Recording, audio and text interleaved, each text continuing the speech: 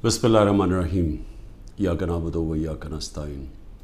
सबसे पहले तो मैं तहरीक इंसाफ के कारकुनों को मुबारक देता हूँ कि इसके बावजूद कि पूरा क्रैक डाउन हुआ तहरीक इंसाफ के ख़िलाफ़, तकरीबन सारी लीडरशिप या जेल में है या अंडरग्राउंड है, छुपी हुई है, उसके बावजूद जिस तरह पब्लिक निकली और इस चीज़ के ऊपर जो कि हर मुसलमान को तकलीफ़ देती है कि कुरान की जो बेहुरमती की गई स्वीडन के अंदर और आज़ादी राय के आड़ लेके उसके पीछे छुप के की गई, तो मुझे बड़ी खुशी हुई कि एक ज़िंदा कौम की तरह और अपने कारकुनों को मैं ख़ास तौर पे कहना चाहता हूँ कि ज़िंदा कौमें ही निकलती हैं हक़ सच के लिए और इंसाफ के लिए।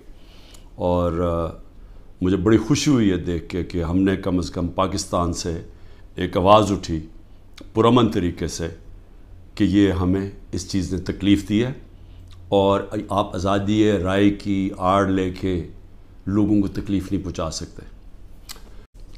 मैं सवाल पूछता हूं आज कि जो 25 लोगों को शहीद किया गया,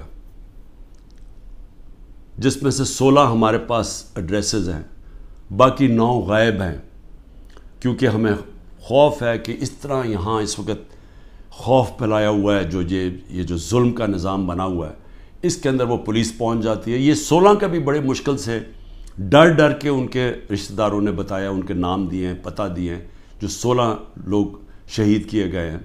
उसके अलावा जो 3 लोग, पहले मैं 2 समझ, 3 लोगों की टांगें ज़ाया हो गई हैं, टांगें कट गई गोलियाँ लग के। एक पैरालाइज्ड है, उसकी कमर में गोली लगी है, वो बिस्तर पे है। और उसके अलावा 50 से ज़्यादा लोगों को गोलियां लगी हैं। अब मैं ये सवाल पूछता, ये क्या पाकिस्तानी नहीं थे? ये इंसान थे ना, तो इंसानों के तो हुकूक होते हैं। तो आज अभी भी अब ख़त्म हुआ है फ्रांस में, एक 17 साल के टीनेजर को गोली मारी है पुलिस ने, आग लग गई, सारे 1000 से ज़्यादा बिल्डिंग्स और गाड़ियाँ जल गई फ्रांस में, क्योंकि एक इंसान की जान ली थी फ्रांस की पुलिस ने। यहाँ कोई फिक्र ही नहीं है, कोई इन्वेस्टिगेशन ही नहीं है, सब नहाते थे। किसी पुलिस वाले को, किसी रेंजर को कोई गोली नहीं लगी। इसका मतलब यहाँ से तो कोई फायरिंग नहीं थी। तो क्या पहले एक गैर कानूनी और आईनी गैर आईनी चीज़ की जाती है जिसका रिएक्शन होता है? पुरअमन एहतजाज हमारा आइन हमें हक देता है, तो क्यों इनको अभी तक इन्वेस्टिगेशन नहीं हुई कि ये जो लोग बेचारे नौजवान थे, इनके माँ बाप थे, बीवी बच्चे थे, इनको जो गोलियां मारी गई, कोई नहीं पूछेगा। अभी तक तकरीबन 2 महीने होने वाले हैं। इसके अलावा अब ये जो हमारे लोगों का एहतजाज है, इसको गद्दारी कह दिया गया है कि मुल्क से गद्दारी हुई है। अब मेरा सवाल ये है कि गद्दारी किसने की? क्या डंडे मार के एक पार्टी के सरबराह को और उसके लोगों को मार के और गैर कानूनी तौर पे अगवा करो और फिर हम समझें कि जी वो भेड़ बकरियों की तरह चुप करके बैठ जाएगी पार्टी? वो एहतजाज भी नहीं कर सकती। वो एहतजाज करे तो वो गद्दारी होगी अब। और उनको सारों को जेलों में 48 घंटे में 10,000 लोगों को जेलों में डाला। सीनियर लीडरशिप सारी जेल में, अभी सारी अंडरग्राउंड है। 9 मई से अब तक हर रोज़ लोगों को अगवा किया जा रहा है। हर रोज़ लोगों के घरों में जाते हैं, रिश्तेदारों के घरों में जाते हैं, घर तोड़ते हैं, पुलिस घर लूटती है, साथ नामालूम अफराद आते हैं, चोरी करते हैं। मियाँ असलम इकबाल की बेटी के सारा जहेज़ चोरी करके ले गए। कल वहाँ बन्नू का हमारा MP पख्तून यार 40 लाख का वहाँ उसके घर पे सोना पड़ा हुआ था, जेवर पड़ा था, वो चोरी करके ले गए। ये कौन सी दुनिया में इसकी इजाज़त मिलती है? कौन से कानून के तहत? और सिर्फ सज़ा मिल रही है कि जी आपने 9 मई को एहतजाज क्यों किया? क्योंकि अब तो वाज़े हो गया ना कि हमारा एहतजाज जायज़ था, क्योंकि गैर कानूनी तौर पे, फिर से मैं कहता हूँ, आइन तोड़ के मुझे उठाया गया है और जिस तरह उठाया गया है इसका रिएक्शन आना था। और मेरा अगला सवाल है कि किसने प्लान किया सब कुछ? क्योंकि ये जिसने भी प्लान किया, क्या वो चाहते थे कि ये रिएक्शन हो? کیا یہ جان کے کیا گیا؟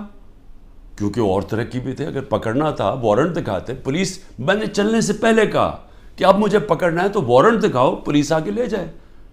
تو وہاں سے اس طرح بھی. لیکن کیوں یہ جان کے کیا گیا؟ اور مجھے یہ شک ہے پری پلان تھا سب کچھ. یہ ریاکشن پتہ تھا اس کا ریاکشن ہونا ہے، اور اس ریاکشن سے پہلی تیاری کی ہوئی تھی کہ اس کے بعد کرنا کیا ہے، کیسے انہوں نے تحریک انصاف کو کرش کرنا ہے. تو میرا سب سے پہلا سوال یہ ہے کہ اس کا کون ذمہ دار ہے؟ کیا انٹیریئر منسٹری ذمہ داری اٹھائے گی اس کی؟ کوئی اس کو ذمہ دار ٹھہرائے گا؟ اور کیا نیب چیئرمین اس کی ذمہ داری لے گا جو ہوا میرے ساتھ؟ اور میں اب اس سے آگے چلتا ہوں.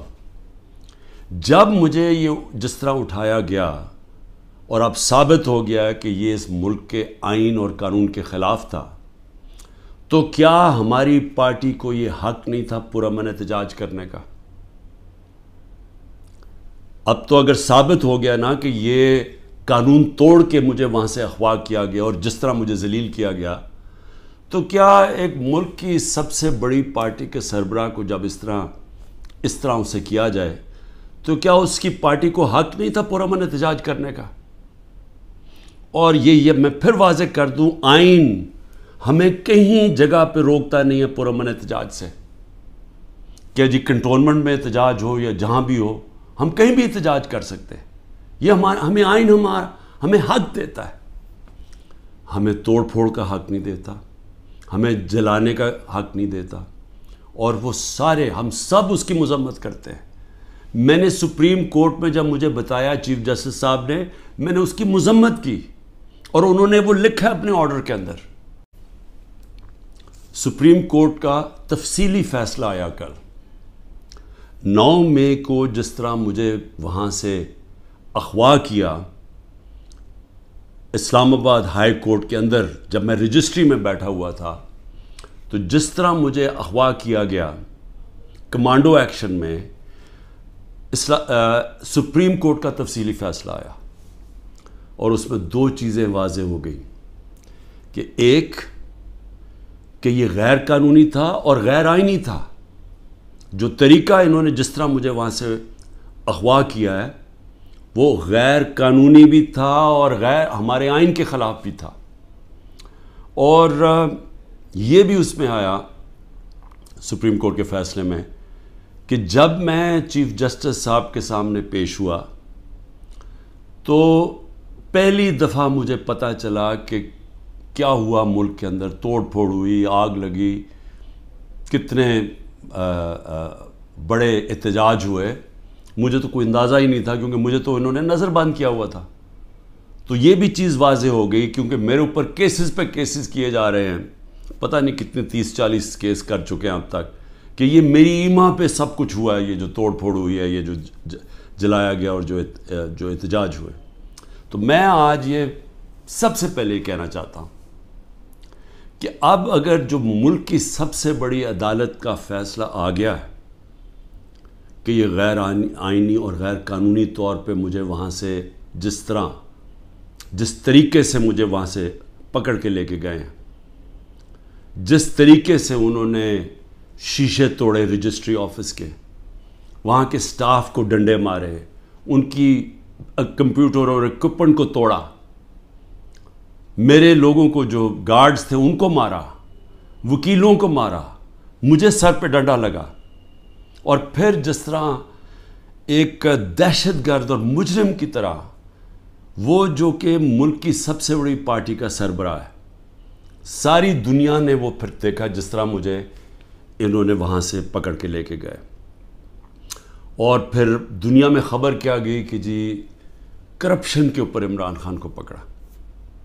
وہ آدمی جو اس ملک کی تاریخ کا سب سے زیادہ پیسہ اکٹھا کرتا ہے خیراتی پروجیکٹس کے لیے، جس کو یہ قوم سب سے زیادہ جس پہ اعتماد کرتی ہے اپنے پیسے سے، اس سے بڑا تو کوئی اعتماد نہیں.